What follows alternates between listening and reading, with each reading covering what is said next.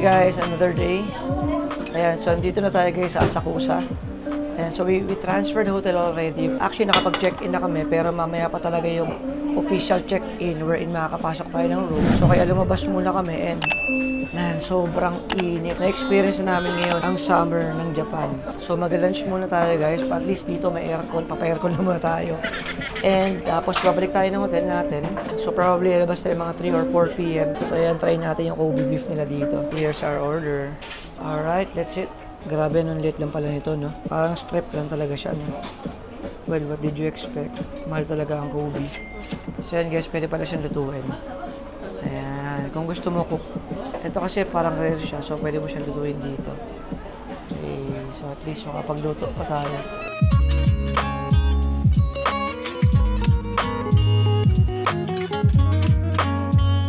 Cheers! By the way guys, first time ko pa nakakain ng Kobe. So i-rate natin siya. Grabe, sarap. Kaya pala siya mahal kasi sobrang lambot niya. No? There's something different sa lasa na yun.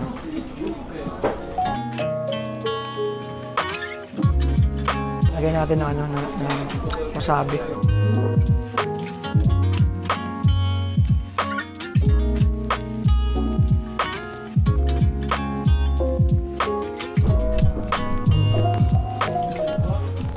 Masarap na itong Kobe guys dun sa, sa Wagyu.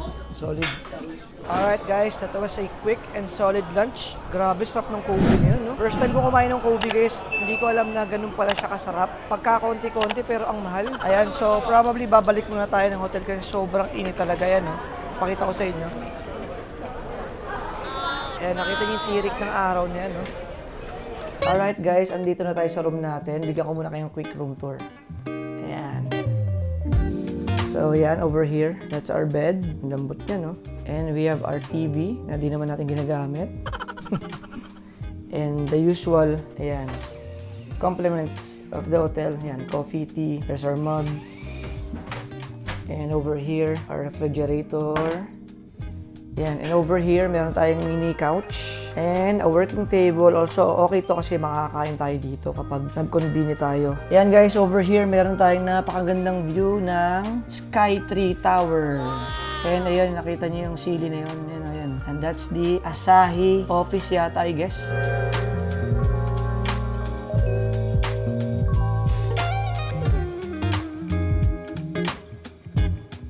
Pero alam nyo guys, I must say, mas malaki ang cuts ng room dito sa Asakusa. So, I would really recommend guys na kapag magpupunta kayo ng Tokyo, dito kayo sa Asakusa magstay. Okay guys, we are back out. Yan, it's already 4 p.m. Pero guys, medyo mainit pa rin talaga yung singaw nitong kalsada ng Japan. Alright, we are now walking here. This is just across the street of Sensoji Temple. Ayan, so naghahanap tayo ng coffee shop. Ayan, tutor, sakto. Alright, that's it. Guys, I'm sure nakita nyo naman lagi kami sa Dutor ko bakain kasi talaga guys, si Dutor is one of my, if not my most favorite, one of my favorite dito sa Japan na coffee shop. Because of this. Itong cheese toasties nila. Wala akong ibang in-order dito, kundi cheese toasties lang. That's my number 2. Cheese and tuna. Sobrang perfect nito guys, especially pag kagigising nila.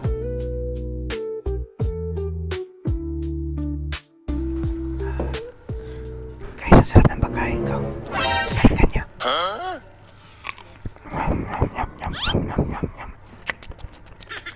Pangit. Guys, ang sarap.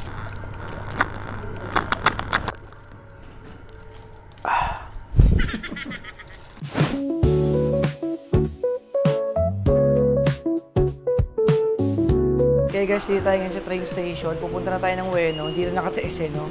But anyway, wala na kasi masyadong ganap dito sa Asakusa. So yeah, sa Ueno na tayo magpunta. Kasi for sure nandun yung mga thrift stores na pwede natin mapuntahan. And baka doon na rin tayo makabili ng camera natin. Let's go!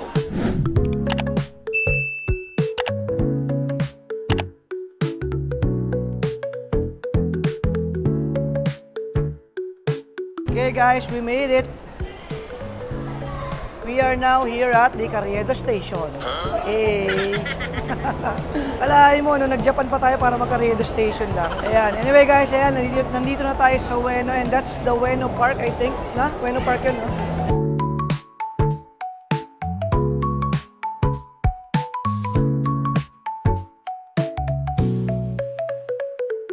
So ito guys yung mga camera nila.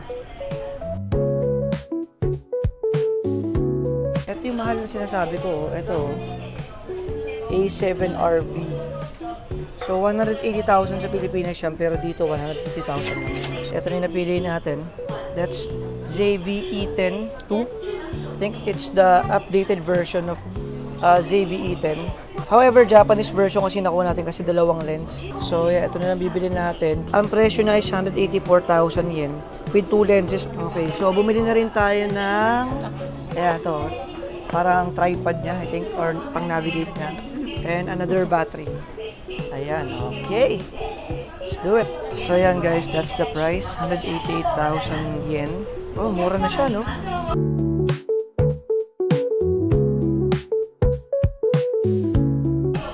Tinutulungan tayo ni ate mag-setup para magamit na natin. Okay. Oh, this is the battery. Ganda.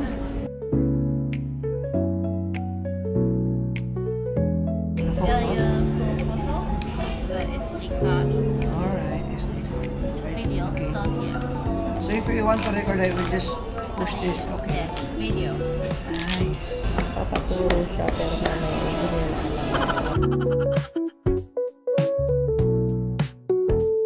Alright, success! We got our new camera. Ayan. So, i-charge lang natin siya mamaya sa hotel. Tapos medyo kakalikutin lang natin siya. I just wanted to upgrade my equipment. Siyempre, para mas makapaglabas ako ng mas magandang contents para sa inyo, of course. So, sa mga nakasubscribe sa channel ko, maraming salamat sa inyo. Actually, hindi naman kailangan mag-subscribe, pero nag-subscribe kayo. Ayan, especially sa mga nanonood at nagla-like agad sa videos ko. So, maraming salamat sa inyo. Sony camera.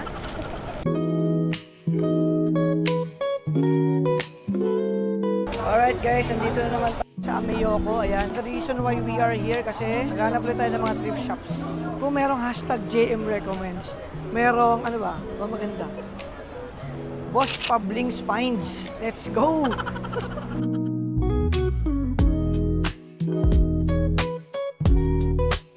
Alright guys, try natin tong 8.5 kasi wala na silang size 8.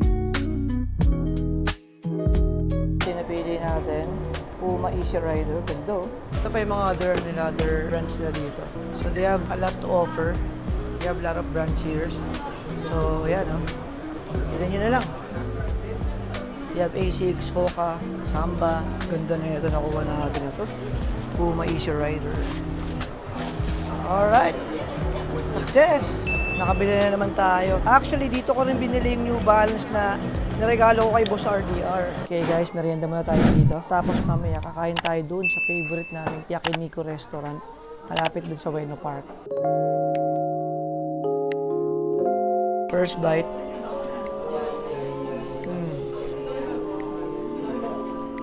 Honest review, mas masarap yung leche flan natin sa Pinas. Tikman mo man. Alam mo.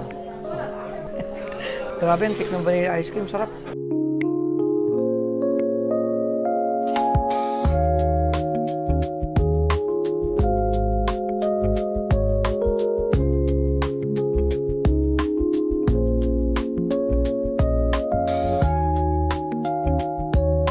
Check nyo ito guys, top view ng footbridge. Hey, ganda no? Alright guys, papunta na tayo dun sa favorite spot namin na Yakiniku Restaurant. So, kakain na muna tayo guys before tayo bumalik ng hotel since sarado na rin naman kasi yung mga stores dito. So, wala na tayong mabibili, wala na rin tayong maikutan. So, ito na yung last activity natin.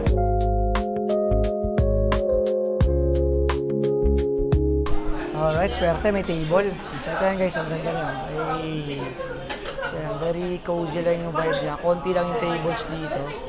Ayan, so sakto, umabot tayo, isa na lang yung table. Guys, I swear, sobrang sarap dito sa restaurant na to. Subukan nyo. Actually, ngayon ko lang pala napansin yung restaurant nito, Kasumi. So, yeah. kung pupunta kayo dito, check nyo itong restaurant na to. Hindi kayo magsisisi dito. So, dito. Eyeball whiskey. Let's go. Sarap ito guys, promise. And we're cooking. Siyempre, our favorite, cucumber kimchi. Let's go. Oh man, pakasarap na panghimagas. Alright, let's do this. Man, sobrang lambot talaga. Lumalaban sa Kobe to. Sabi sa inyo, dito sa Ueno, masarap dito eh. At first nga, nahirapan pa kami manap ng mga kainan eh, no? Puro noodles tayo, no? Yan guys, ang kapal, oh.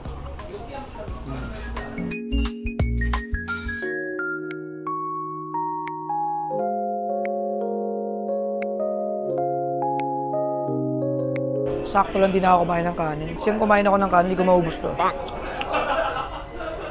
kanin nila masarap. Totoo. Last bite na guys, let's do this. Black pants naman ako, dalawang chips lang na black pala. Oh man, sobrang solid talaga. Partner natin ito. No better way to end the night. Yakiniku feast, diba? Anyway guys, I'm gonna end the vlog here right now. Maraming salamat sa panonood, sa pagsama sa amin for today's adventure. Kung nag-enjoy kayo, please don't forget to subscribe to my channel. Click the like button, and also guys, don't forget to follow me on all my social media accounts, Facebook, TikTok, and Instagram. Click nyo lang or i-type nyo lang guys, Boss of Beans. Again guys, maraming salamat sa panonood. I'll see you guys again on our next Japan adventure. Bye! Cheers!